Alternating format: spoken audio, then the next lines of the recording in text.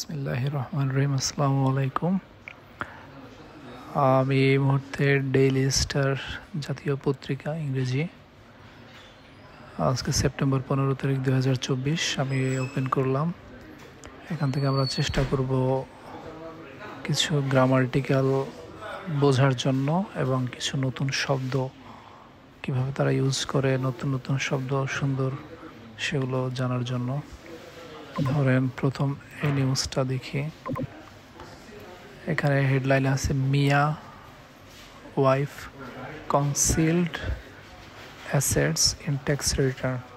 এখানে কথা হলো এই যে আমি এটাকে কেটে নিলে বুঝতে সুবিধা হবে। এই যে ধরেন এখানে শব্দটি হচ্ছে কনসিল্ড। কনসিল্ড মানে হচ্ছে গোপন করা কিংবা হাইড করা, গোপন করা, গোপন করা। তাহলে এটা কি দাঁড়ালো যে মিয়া এবং তার ওয়াইফ, তার স্ত্রী অর্থাৎ আসাদুজ্জামান মিয়ার কথা বলেছে, যে সাবেক পুলিশের কর্মকর্তা। ওনারা কনসিল্ড অ্যাসেটস, অ্যাসেটস মানে সম্পদ, সম্পদ, তারা সম্পদ গোপন করছে। কনসিল্ড মানে গোপন করছে সম্পদ ইন ট্যাক্স রিটার্ন, যে আয়কর যে দাখিল করছে তার মধ্যে ওনারা এই সম্পদ গোপন করছে। তাহলে কনসিল্ড মানে গোপন করা, এটা গেল। দেন হচ্ছে পরে নিউজটা দেখে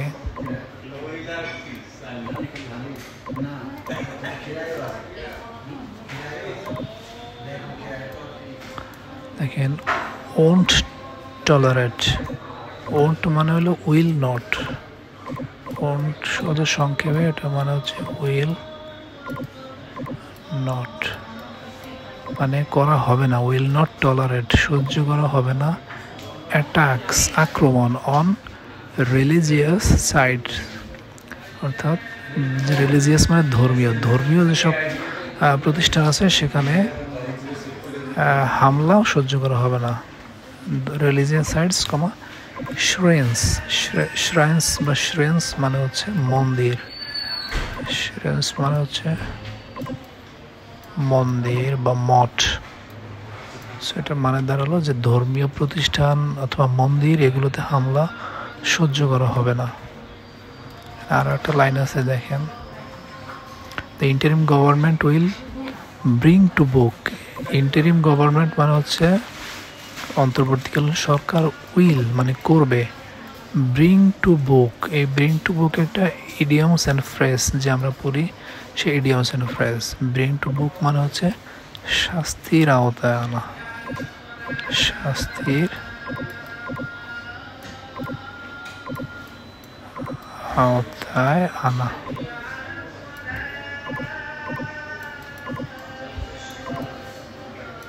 শাস্তির আওতায় আনা, ব্রিং টু বুক মানে শাস্তির আওতায় আনা।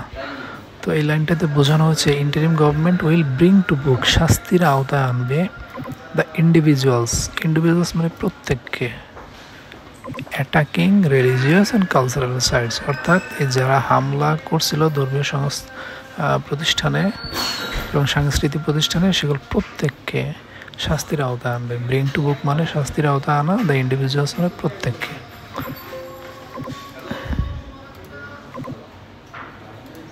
তারপরে নিউজটা দেখেন, যদি কেটে নেই, যে এখানে হচ্ছে another white elephant. Another white elephant, white elephant হচ্ছে সাদা হাতি না, এটা একটা ইডিয়মস অ্যান্ড ফ্রেজেস। এটা ফ্রেজটার অর্থ হচ্ছে ডাহা মিথ্যা বা বড় মিথ্যা। ডাহা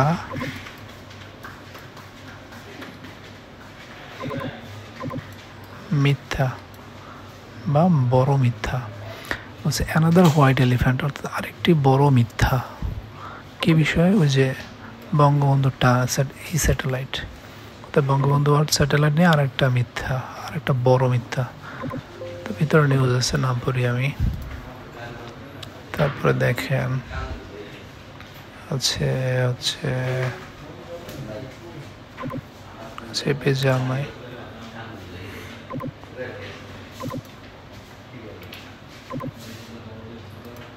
পরের পৃষ্ঠা এই যে দেখেন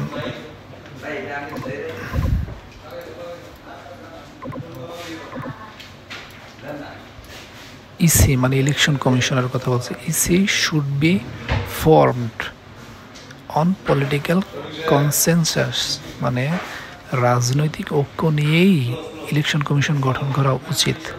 তো election commission should be form, কোনো কিছু যদি গঠন করা উচিত, খাওয়া উচিত, দেওয়া উচিত, তখন বলে শুড বি মানে উচিত, ফর্ম মানে গঠন করা, শুড বি ফর্ম মানে গঠন করা উচিত। অন পলিটিক্যাল কনসেনসাস, কনসেনসাস মানে হচ্ছে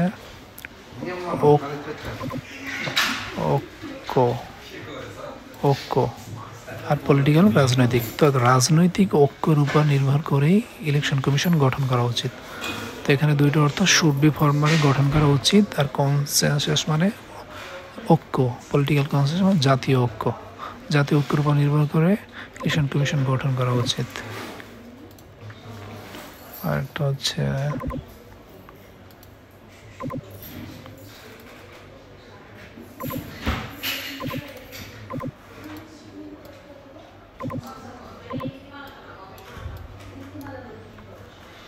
উইমেন্স রোল ইন মুভমেন্টস, অর্থাৎ মহিলাদের যে ভূমিকা আন্দোলনে, অফেন ইগনোরড, প্রায় এটাকে অবহেলা করা হয়। তার কি দ্বারা উইমেন্স রোল, মহিলাদের ভূমিকা, ইন মুভমেন্টস মানে আন্দোলন, এটা অনেকে জানেন, বাট তারপরও আন্দোলন, অর্থাৎ মহিলাদের ভূমিকা আন্দোলনে অফেন ইগনোরড, অফেন মানে প্রায়,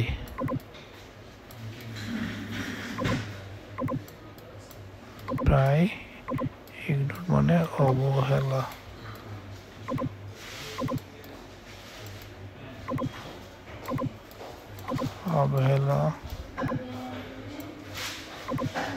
করা হয়। দাঁড়ালো মহিলাদের ভূমিকা আন্দোলনে অফেন ইগনোর, প্রায় অবহেলা করা হয়। ইগনোর মানে অবহেলা করা হয়, অফেন মানে প্রায়, মুভমেন্টস মানে আন্দোলন। এখানে আর একটা ভালো শব্দ আছে, দেখেন, স্পিকার্স টেল সেমিনার, অর্থাৎ সেমিনারে বক্তারা বললেন, স্পিকার মানে বক্তারা বললেন। Marking death anniversary of Nurjahan মুর্শিদ, এই মার্কিং মানে কোনো মার্ক বা কিছু নেই, মার্কিং মানে উদযাপন করা বা পালন করা,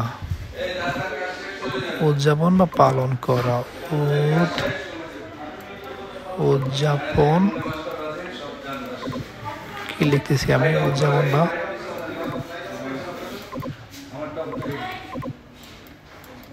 পালন করা। অর্থাৎ বুঝেছে এই মার্কিং ডেথ অ্যানিভার্সারি অর্থাৎ মৃত্যুবার্ষিকী পালন করতে গিয়ে, কার মৃত্যুবার্ষিকী? নূরজাহান মুর্শিদের মৃত্যুবার্ষিকী পালন করতে গিয়ে বক্তারা বললেন। মার্কিং মানে উদযাপন করা বা পালন করা, আর উপরে মুভমেন্টস মানে আন্দোলন, অফেন মানে প্রায়। আরেকটা নিউজ আছে এখানে,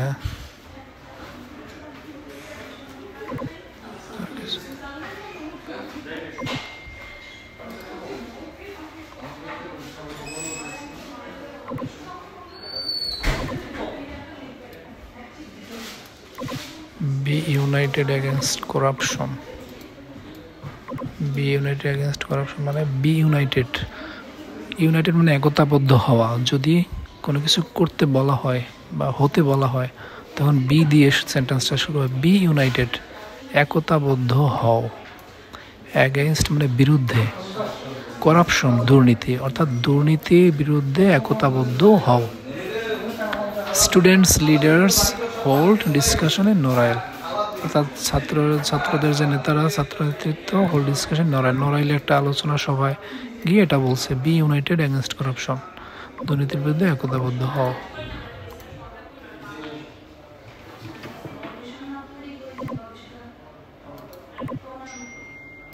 The human chain demands justice for Munia.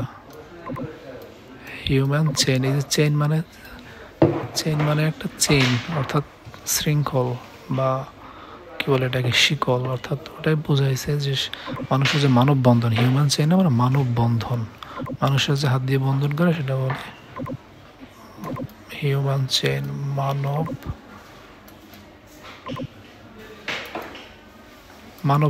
মানববন্ধনে ডিমান্ডস জাস্টিস, ন্যায় বিচার দাবি করছে ফর মুনিয়ার জন্য। অর্থাৎ এখানে মূল শব্দ হিউম্যান চেইন মানে মানববন্ধন। হিল কার্টিং, ফর্মার পাবলিক, এটা দেখেন former public admin minister Farhad arrested. এখানে আমরা চাইলে একটা উচ্চারণটাও প্র্যাকটিস করতে পারি।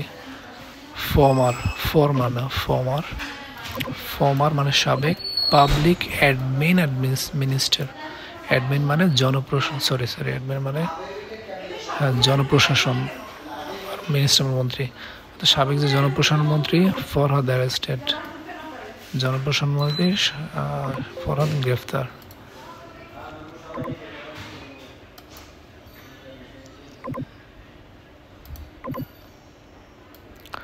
ফর্মার হোম মিনিস্টার সন, সাবেক যে স্বরাষ্ট্রমন্ত্রীর ছেলে জ্যোতি, প্লেসড অন 4 ডে রিমান্ড। এটা একটু বড় করি দেখেন, ফর্মার হোম মিনিস্টার সন, সাবেক স্বরাষ্ট্রমন্ত্রীর ছেলে জ্যোতি, প্লেসড অন মানে পাঠানো হয়েছে, সব জায়গায় সেন্ড মানেই পাঠানো না, প্লেসড অন মানে পাঠানো, তো যখন রিমান্ডে পাঠায় তখন হয় প্লেসড অন। 4 ডে রিমান্ড, 4 দিনের রিমান্ডে পাঠানো হয়েছে, প্লেসড অন মানে পাঠানো হয়েছে, অর্থাৎ সাবেক স্বরাষ্ট্রমন্ত্রীর ছেলেকে 4 দিনের রিমান্ডে পাঠানো হয়েছে।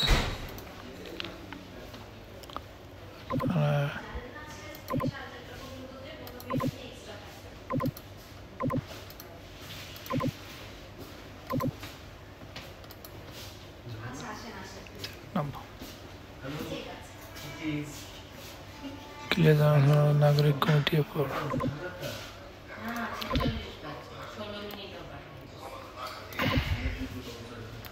Man held for assaulting women on the beach. Man মানে একজন মানুষ আর কি, পুরুষ। এক লোককে ধরা হয়েছে, হেল্ড মানে ধরা, অনেক সময় হেল্ড মানে ঘটানো, ধরা। ম্যান হেল্ড ফর মানে একটা মানুষকে ধরা হয়েছে for assaulting women on the beach, অর্থাৎ যে বিচ, সাগরের যে বিচ আছে তীরে, ওখানে একজন মহিলাকে অ্যাসাল্ট মানে হামলা করার অপরাধে একটা মানুষকে ধরা হয়েছে। তো এখানে মেইন শব্দটা যে ম্যান হেল্ড, মানুষকে একজনকে ধরা হয়েছে।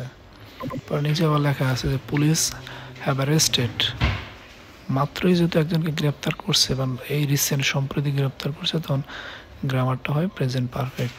Police have arrested. আর এখানে হ্যাজ কেন হয় নাই? কারণ পুলিশ শব্দটা হচ্ছে বহুজাতিক শব্দ, পুলিশের মধ্যে অনেক সৈন্য সদস্য থাকে, তাই পুলিশ শব্দটা একটা বহু জাতীয় শব্দ, তাই জন্য হ্যাজ হয় নাই, হ্যাভ অ্যারেস্টেড আর সাসপেক্ট মানে সন্দেহভাজন একজনকে অ্যারেস্ট করছে in the harassment and assault of several women. Several মানে কয়েকজন মহিলাকে হ্যারাসমেন্ট এবং হামলা করার অপরাধে সন্দেহজনকভাবে একজনকে ধরছে at Cox's Bazar sea beach at Laldighi বা দেশ।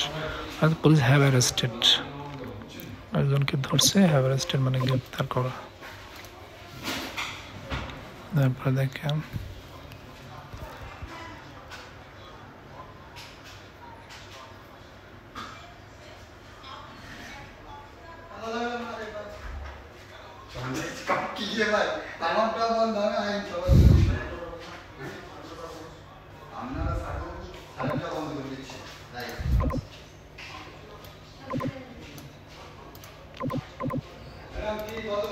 Women with disabilities killed for praying. Women একজন মহিলা, উইথ ডিসেবিলিটিস অর্থাৎ প্রতিবন্ধী মহিলা, killed for playing music loudly, অর্থাৎ একজন প্রতিবন্ধী মহিলা কিল্ড মানে হত্যা করা হয়েছে একজন প্রতিবন্ধী মহিলাকে ফর প্লেইং মিউজিক লাউডলি, খুব উচ্চস্বরে মিউজিক বাজানোর জন্য হত্যা করা হয়েছে একজন মহিলাকে। দেখেন, এ women with intellectual and physical challenges, অর্থাৎ মানসিক এবং শারীরিক বিভিন্ন প্রতিবন্ধকতা সম্পন্ন একজন মহিলাকে ওয়াজ কিল্ড মানে তাকে মারা হয়েছে বা হত্যা করা হয়েছে। উনি কিন্তু মারে না, ওনাকে মারা হয়েছে। তাই এখানে দেখেন প্যাসিভ ওয়াজ কিল্ড। আমরা অ্যাক্টিভ আর প্যাসিভ সেন্টেন্সে পড়ি। কিল্ড আর ওয়াজ কিল্ডের মধ্যে পার্থক্য হলো শুধু কিল্ড মানে একজন মেরেছে, ওয়াজ কিল্ড মানে একজনকে মারা হয়েছে। সো মহিলাকে মারা হয়েছে, ওয়াজ কিল্ড ইন সাতক্ষীরা। আর কিছু না করি তো, ধন্যবাদ এ পর্যন্ত।